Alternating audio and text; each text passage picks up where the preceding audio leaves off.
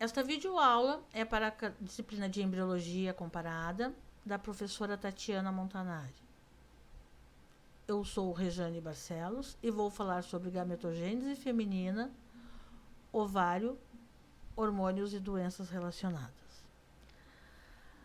A gametogênese, formação dos gametas, é o processo de formação e desenvolvimento das células germinativas especializadas. Esse processo, que envolve os cromossomos e o citoplasma dos gametas, prepara essas células para a fecundação. Durante a gametogênese, o número de cromossomos é reduzido pela metade e forma das células é alterada. Um cromossomo é definido pela presença de um centrômero, uma constrição do cromossomo. Um ovo em desenvolvimento, oócito, diferencia-se em um óvulo maduro, através de uma série de etapas chamada oogênese. No embrião feminino que não expressa o gene SRY, o córtex da gônada bipotencial desenvolve-se e forma um tecido ovariano. Pesquisas indicam que o desenvolvimento feminino é mais complexo do que originalmente se pensou, com diversos genes necessários para o desenvolvimento de ovários funcionais. Os ovários são um par de órgãos em forma ovoide, com cerca de 3 centímetros de comprimento e 2 centímetros de largura, aproximadamente 14 gramas de peso. Estão localizados próximos às paredes pélvicas laterais, de cada lado do útero, e produzem os ovócitos. Estão ligados ao aparelho reprodutor pelo ligamento ovariano e pelo ligamento largo do útero. Os ovários produzem estrogênio e progesterona, os hormônios responsáveis pelo desenvolvimento das características sexuais secundárias e pela gestação. Estruturas do ovário. O ovário é uma estrutura elíptica, com cerca de 2 a 4 centímetros de comprimento. Ele possui uma camada externa de tecido conectivo e uma estrutura de tecido conectivo interior, chamada estroma.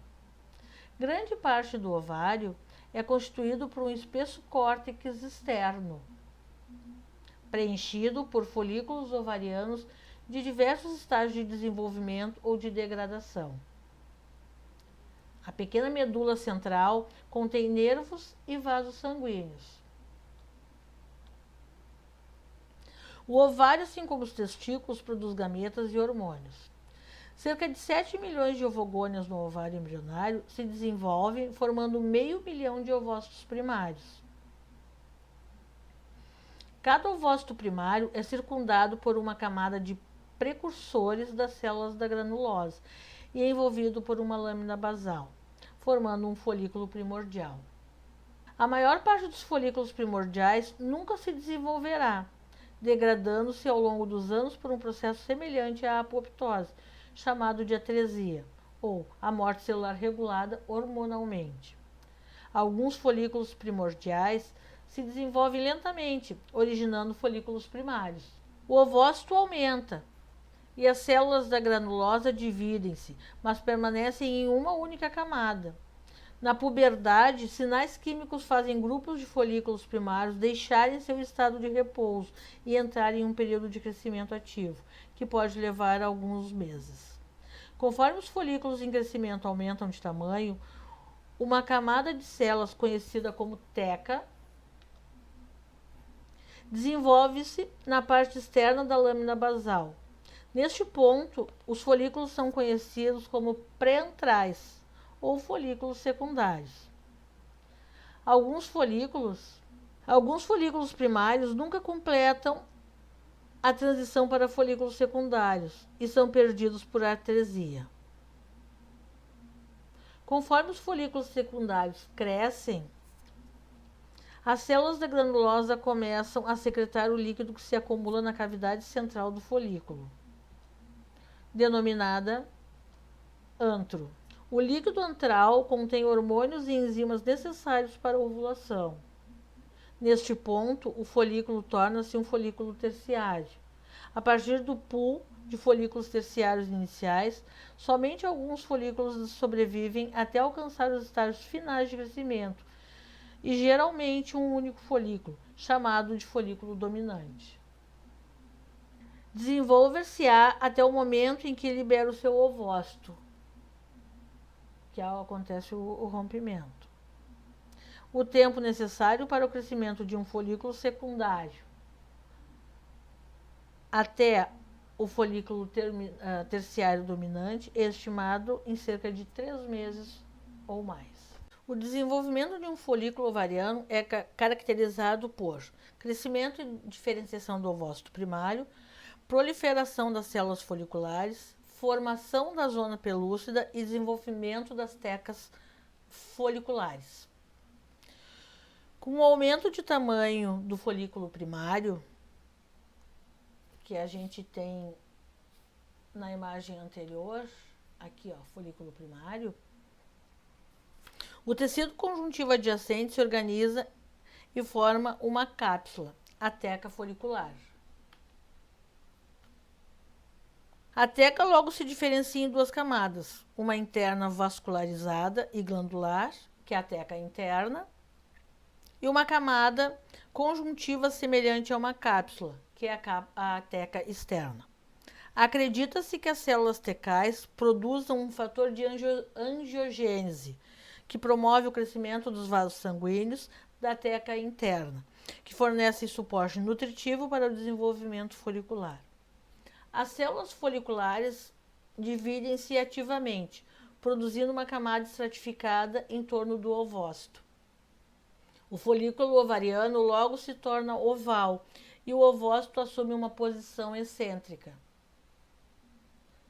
Subsequentemente, surge em torno dessas células foliculares espaços preenchidos por um fluido, que coalescem para formar uma grande cavidade.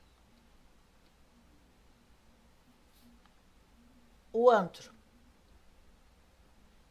que contém fluido folicular. Depois que o antro se forma, o folículo ovariano é denominado folículo vesicular ou folículo secundário. O ovócito primário é empurrado para o lado do folículo, como consta aqui na imagem, e fica envolvido por um acúmulo de células foliculares, que recebe o nome de cúmulos ou furos. Se projeta para dentro do antro. O folículo continua a crescer até que alcança a maturidade e produz um entumecimento na superfície do ovário. Então, aqui é o que a gente traz nessa figura, né? O líquido antral, que é o que forma o antro, tanto que é associado aqui o mesmo prefixo, a gente pode ver. A gente tem aqui ainda a lâmina basal, a superfície bem externa, que é a superfície epitelial, a parte da teca aqui, as células da granulosa. Então, o ovócito aumenta e as células da granulosa dividem-se, que são essas, mas permanecem em uma única camada. Na puberdade, sinais químicos fazem grupos de folículos primários deixarem o seu estado de repouso e entrarem em um período de crescimento ativo que pode levar alguns meses. O oogênese e o desenvolvimento dos folículos. Então, aqui a gente tem antes do nascimento, os processos, as etapas antes do nascimento, ao nascimento, cada mês, desde a puberdade até a menopausa, ovulação e a fecundação, no caso do óvulo fecundado, né? E a gente tem aqui um esqueminha sobre o desenvolvimento folicular no ovário. Então, depois de divisões celulares repetidas, né, na célula germinativa, forma-se a ovogônia, a formação das células da granulosa, que a gente viu ali no slide anterior, a formação do folículo primordial, ó, o aumento das células, o folículo primário, o folículo pré-ovulatório maduro já com a formação do antro, e aqui o óvulo secundário ovulado, quando há a fecundação, quando encontra o espermatozoide, o segundo corpo polar degenera e o óvulo forma o zigoto. Havendo fecundação, forma o zigoto, não havendo, ele é descartado. E aqui depois é o período menstrual, se isso não acontece, a mulher entra no período menstrual e tal, e aí tem a formação do corpo lúteo. Então aqui, o desenvolvimento folicular. Iniciando-se durante a puberdade, geralmente um folículo amadurece a cada mês. Ocorre a ovulação, exceto quando são usados contraceptivos orais. O sistema hormonal feminino, assim como o masculino, consiste em 3 hierarquias de hormônios. Um hormônio de liberação hipotalâmica, que é o hormônio liberador da gonadotrofina, o GnRH. O hormônio liberador da gonadotrofina estimula a liberação de 2 hormônios produzidos por essa glândula, que agem nos ovários, para que ocorra, então, todo esse processo aqui de amadurecimento do folículo. Os hormônios sexuais hipofisários, origem na hipófise, são divididos em hormônios hipofisários anteriores, o hormônio folículo estimulante FSH, que estimula o desenvolvimento dos folículos ovarianos e a produção de estrogênio por suas células foliculares. E o hormônio luteinizante, que é o LH, que atua como disparador da ovulação, liberando o ovócito secundário, que em período fértil, né? E estimula as células foliculares e o corpo lúteo a produzir progesterona. Ambos secretados em resposta à liberação do GnRH do hipotálamo. Então, como é que a gente vai ver aqui? Ó? A gente tem o folículo primordial, o folículo primário, né? A gente tem alguns dados aqui, o folículo primário aumentado e tal, a zona pelúcida começa a aparecer, as células da granulosa, que é uma camada única, ainda não tem a teca. Ó. Quando ele aumenta e que ele evolui para o folículo secundário, aí então a gente tem o crescimento pré-antral, é um ovócito primário aumentado, dá para perceber na imagem, já tem a formação da zona pelúcida, a célula granulosa de 3 a 6 camadas, lâmina basal e tal, aparece e começa a formar 2 camadas, que são as camadas da teca, certo? Aí aparece também a vascularização. Ele vai evoluindo, ele entra num estágio de folículo terciário e tal, o crescimento antral aqui, ele vai aumentando daqui para cá, ó, ele vai ficando maiorzinho. Ovócito primário aumentado, múltiplas camadas da célula da granulosa, desenvolve no interior da camada de células da granulosa e é preenchido com um líquido, que é aquela parte que a gente tinha explicado antes, que eles vão formando várias bolsinhas e tal, e aí depois eles se juntam para formar uma estrutura só. A camada interna, células secretoras e pequenos vasos sanguíneos, camada externa, tecido conectivo, foi exatamente o que a gente já conversou no outro PowerPoint. É só mais um resuminho, assim, um quadro comparativo dos espaços, das fases, tá? Então, ó, folículo dominante, essa imagem aqui a gente já explicou sobre, ele tem um crescimento rápido, o tamanho, meiose completa-se para formar o ovócito secundário 2N e o corpúsculo polar 2N. Então, isso é o que vai ser ovulado, ó. Vai ser quando ele se rompe e ó, joga ali, acontece a ovulação. Depois daqui pra frente é tudo a parte de menstruação e isso aqui vai ser explicado mais pra frente, tá? Então, para nós o que interessa é até aqui, ó. Vascularização aumenta, lâmina basal presente, ó, já não tem mais teca nessa fase. Bom, a gente vai entrar aqui agora na parte de fotomicografia de córtex ovariano. São observados folículos, são cortes de camundonga, né? A gente vai observar os vários folículos primordiais aqui em A, ali onde aparece, são aqueles pequenininhos. E em B, a gente vai observar o folículo ovariano secundário já, que ele já está prontinho, Tanto que a gente tem aqui na imagem, ó, olha o antro aqui. A gente vê uma formação espessa aqui na volta de células, né? E esse ovário, esse ovócito é circundado pelas células da granulosa, que nós já tínhamos falado lá atrás também, que é o cúmulos ou furos, que é essa parte mais densa da imagem. A gente tem uma outra imagem aqui de fotomicografia, um ovócito primário humano e um folículo secundário, circundado pela zona pelúcida, células foliculares. O acúmulo de tecido é o cúmulos ou furos que se projeta para o antro, tá? Exatamente aqui, ó. Aqui vai ter a formação, as células foliculares, ó, identificadas, o antro tá aqui, ó. Ele projeta para cá, que é aquela parte que a gente vê aqui, ó. Aqui, ó, essa parte que a gente vê aqui, ó. Olha ali, ó. Ele se projeta pro antro. Isso aqui acho que dá um tipo um impulso. Nessas imagens aqui, a gente tem os ovários de camundonga. É um material retirado do material de aula da professora Tatiana, né? A gente tem aqui um ovário, 18º dia de gestação, fotografado no microscópio, estereoscópio.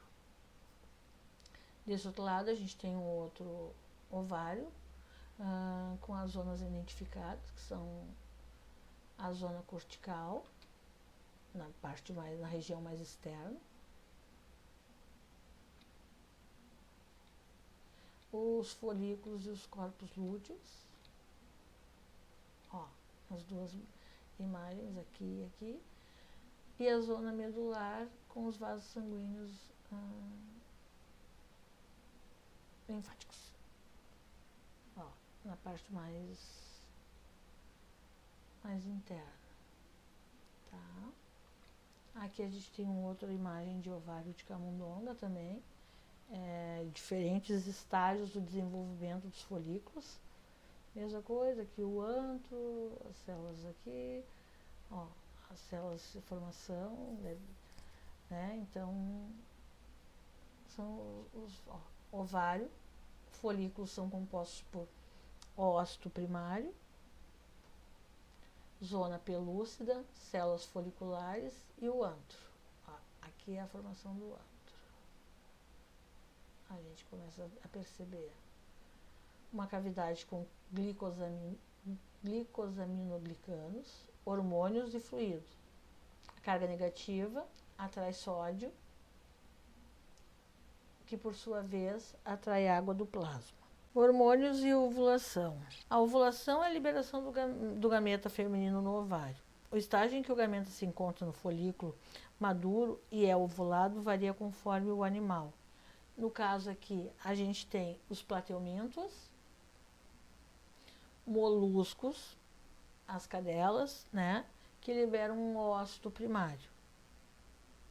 Os equinodermos, com exceção do ouriço do mar, os cordados inferiores, os anfíbios, as aves e a maioria dos mamíferos, inclusive as mulheres, ovulam o ócito secundário. Já os quinidários, quitenóforos e os ouriços do mar ovulam direto no ambiente. Agora a gente vai falar sobre a ovulação de uma maneira mais específica, tá? A gente tem aqui então as fases da ovulação, a fase folicular inicial, baixos níveis de estrogênio e exerce uma retroalimentação negativa sobre o GNRH, o FSH e o LH. O estrogênio promove a maior secreção de estrogênio pelo folículo. O AMH previne que mais folículos se desenvolvam. Então, aqui está a rota. A gente tem depois a base folicular tardia e a ovulação, a fase lútea inicial e a fase lútea tardia. Então, como é que funciona? A gente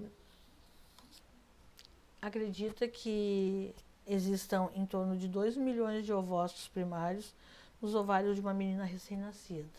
Agora a gente vai falar um pouco sobre doenças relacionadas, vai dar uma passada assim meio rápida e básica, né? Nas doenças, a gente tem como principais doenças relacionadas ao ovário a síndrome do ovário policístico, PCOS, ou anovulação crônica hiperandrogênica. O câncer de ovário, gametas anormais e infertilidade, que na realidade assim, os gametas anormais fazem parte, porque eles estão nessa divisão, então eu resolvi incluir nessa lâmina aqui. Ó, a gente tem aqui um ovário policístico, nessa imagem. A gente tem um câncer de ovário, a divisão celular, no caso, tem um caso desse feto triploide, que pode acontecer essas divisões cromossômica errada ou falha na divisão e tal.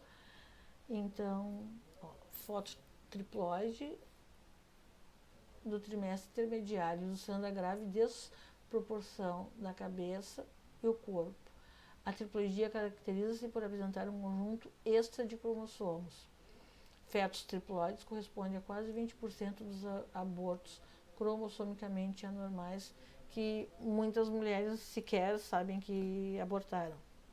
E a gente tem aqui, nessa imagem, né, sobre a infertilidade, algumas situações que podem provocar infertilidade. Alterações hormonais, alterações genéticas, infecções, endometriose e ovários policísticos. Referências, um material utilizado em pesquisa. Obrigada.